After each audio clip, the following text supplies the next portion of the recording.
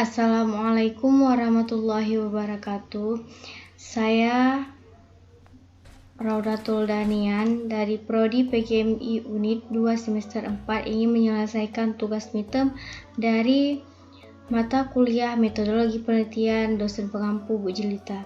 Jadi di sini saya akan menjelaskan tentang pengertian pengumpulan data dan instrumen penelitian, dan seterusnya saya akan menjelaskan tentang jenis pengumpulan data dan instrumen penelitiannya. Dan selanjutnya saya akan menjelaskan tentang angket, dan yang kedua di sini ada wawancara, dan yang ketiga ada lembar observasi, dan yang keempat di sini yaitu yang terakhir ini ada hasil tes belajar. Nah, yang pertama kali saya akan menjelaskan pengertian pengumpulan data. Nah, pengumpulan data adalah kegiatan yang dilakukan untuk memperoleh informasi yang dibutuhkan dalam rangka mencapai tujuan penelitian. Sebelum melakukan penelitian, seseorang peneliti biasanya telah memiliki dugaan berdasarkan teori yang digunakan, dan dugaan tersebut disebut hipotesis. Dan untuk membuktikan hipotesis ini, seorang peneliti membutuhkan pengumpulan data untuk diteliti secara lebih mendalam. Nah, selanjutnya saya akan menjelaskan tentang instrumen penelitian. Nah, instrumen penelitian ini merupakan alat yang digunakan data atau yang digunakan untuk mengumpulkan data, informasi yang bermanfaat untuk menjawab permasalahan penelitian. Instrumen sebagai alat pada waktu penelitian yang menggunakan suatu metode.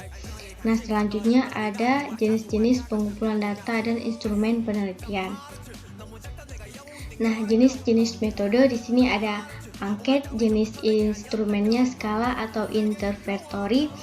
Yang kedua di sini ada wawancara, jenis instrumennya pedoman kepada wawancara. Dan yang ketiga ada observasi, jenis instrumennya lembar observasi dan pedoman kepada observasi. Nah, yang terakhir di sini ada ujian atau tes. Nah, di sini soalnya berupa soal ujian, dan soal tes ini berupa soal esai dan choice. Nah, selanjutnya saya akan menjelaskan angket. Yang pertama saya akan menjelaskan pengertian angket. Nah, pengertian angket ialah teknik pengumpulan data dengan cara mengajukan pertanyaan tertulis untuk dijawab secara tertulis pula oleh para responden. Tujuannya ialah untuk penyebaran angket, untuk mencari informasi yang lengkap mengenai suatu masalah. Nah, selanjutnya di sini ada angket ini terbagi dua, yaitu angket terbuka dan angket tertutup. Nah, yang dimaksud dengan angket terbuka ini ialah angket yang tidak berstruktur, yang disajikan dalam bentuk sederhana, sehingga responden dapat memberikan isian sesuai kehendak dan keadaannya. Nah, yang kedua ini ada angket tertutup. Nah, sedangkan angket tertutup ini ialah angket yang berstruktur, yang disajikan dalam bentuk sedemikian rupa sehingga responden dimintai untuk memilih satu jawaban yang sesuai dengan karakteristik dirinya dengan cara memberi tanda silang atau tanda checklist.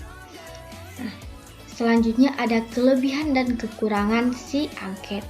Nah, kelebihan si angket ini ialah responden dapat menjawab dengan bebas tanpa dipengaruhi oleh hubungannya dengan nilai atau penilai. Dan kelebihan juga ada informasi atau data terkumpul lebih mudah karena itemnya homogen. Dan kelebihannya angket ini juga dapat digunakan untuk mengumpulkan data dari jumlah responden yang besar dan untuk dijadikan sampel.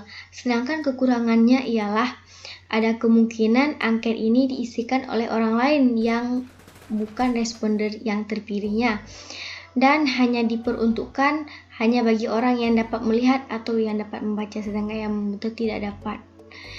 Nah, yang terakhir ini, jika ada pertanyaan kurang jelas, angket ini tidak bisa mendapat keterangan yang lebih lanjut. Nah, contoh kisi-kisi angket. Contoh kisi-kisi angket ini seperti motivasi belajar. Nah, indikatornya ketekunan dalam belajar, minat dalam ketajaman, dan perhatian dalam belajar, dan prestasi dalam belajar. Yang terakhir adalah mandiri dalam belajar. Jadi deskriptornya adalah kehadiran di sekolah, semangat untuk mengikuti pelajaran, keinginan untuk belajar, keinginan untuk berprestasi, dan yang keempat ialah menyelesaikan tugas. Nah, contoh soal angket ini, yang pertama, air minum di keluargamu berasal dari A. Sumur, B. Kemasan, C. Hujan, dan D. Sungai. Nah, contoh soal kedua, di setiap hari di rumahmu dibersihkan oleh A. Orang tua, B. Pembantu, C. Kakak, D. Seluruh anggota keluarga.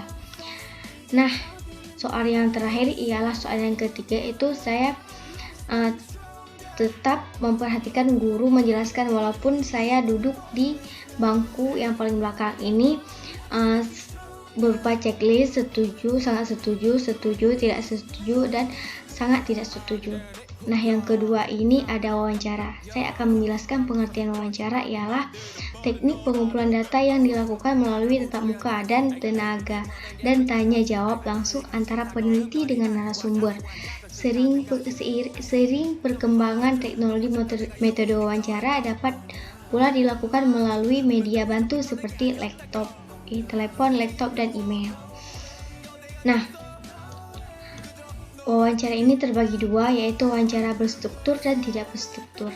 Nah, wawancara berstruktur ini peneliti telah mengakui pasti informasi apa yang hendak digali dan peneliti sudah membuat pertanyaan secara sistematis, bahkan peneliti bisa memakai alat bantu. Nah, sedangkan wawancara tidak berstruktur ialah wawancara bebas. Peneliti tidak menggunakan pedoman wawancara yang berisi pertanyaan yang spesifik, namun hanya membuat poin-poin penting dari masalah yang ingin digali dari responden. Nah, kekurangan dan kelebihan dan kekurangan wawancara. Nah, kelebihan wawancara kemungkinan untuk mengajukan banyak pertanyaan dan memerlukan waktu yang panjang. Nah, kelebihan juga memungkinkan bagi pengacara untuk memahami kompleksitas masalah dan menjelaskan maksud peneliti kepada responden. Yang ketiga, kelebihannya ialah partisipasi responden lebih tinggi dibandingkan teknik kuesioner. Nah, kekurangannya memerlukan waktu, tenaga, dan biaya yang lebih besar dan sangat tergantung pada individu yang akan diwarnainya dan menuntut pengawasan bahasa yang baik dan interview. Contoh kisi-kisi wawancara ialah variabel kedisiplinan di sekolah, indikatornya kehadiran dan kerapian. Nah, deskriptornya adalah tepat waktu dan selalu mengabsen dan berseragam rapi. Contoh soal wawancara ialah menurut Anda, apakah Anda disiplin? Contoh yang kedua, hal apa yang membuktikan Anda disiplin? Dan contoh ketiga, bagaimana Anda melatih diri Anda agar disiplin? Nah, yang ketiga ini ada observasi. Nah, pengertian observasi adalah salah satu metode pengumpulan data dengan cara mengamati atau meninjau secara cermat dan langsung di lokasi peneliti untuk mengetahui kondisi yang terjadi atau membuktikan kebenaran dari sebuah desain penelitian yang sedang dilakukan. Nah, kekurangan dan kelebihan observasi ini ialah kelebihannya data diperoleh langsung dari objek penelitian baik secara verbal maupun tidak. Nah, pencatatan informasi yang mendukung peroleh pengumpulan data dapat dilakukan segera setelah terjadi atau saat berlangsung kejadian tersebut. Nah, mahasiswa yang melakukan kegiatan observasi ini akan merasa tertantang sehingga akan dapat meningkat aktivitas yang dimiliki oleh mahasiswa itu sendiri. Sedangkan kekurangannya ialah membutuhkan waktu yang lama untuk mendapatkan hasil pengamatan dari suatu kejadian.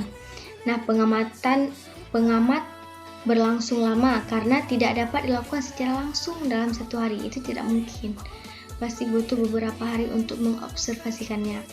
Nah, yang ketiga itu kekurangannya ialah kegiatan-kegiatan yang berhubungan dalam kegiatan pribadi individu tidak dapat diamati oleh pengamat karena hal ini bersifat privasi. Nah, contoh kisi-kisi observasi ialah kedisiplinan siswa. Indikatornya disiplin dalam kegiatan belajar. Yang kedua, kemandirian dalam mengerjakan tes. Nah, deskripsinya siswa harus disiplin saat belajar dan siswa mengerjakan tugas dan latihan secara mandiri. Nah, contoh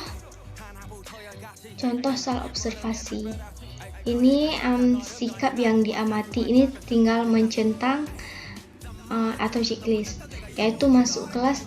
Apakah Anda masuk kelas tepat waktu, mengerjakan tugas yang diberikan, dan tertib dalam mengikuti pelajaran.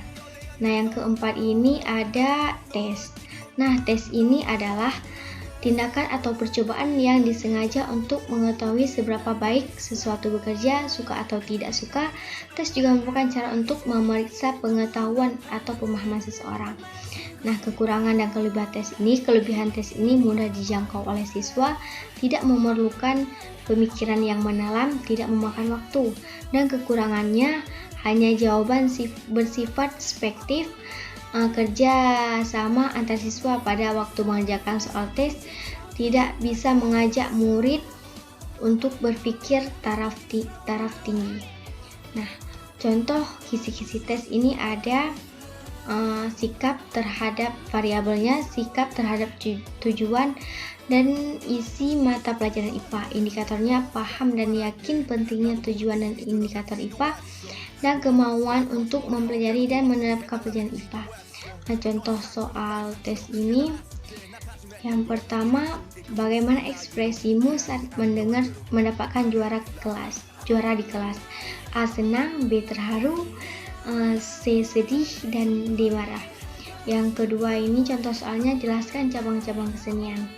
Berarti banyak ya cabang-cabang keseniannya. Yang ketiga, kapan kamu merasa sangat baik? A. Pagi hari, B. Siang hari, C. Malam hari, dan D. Petang hari.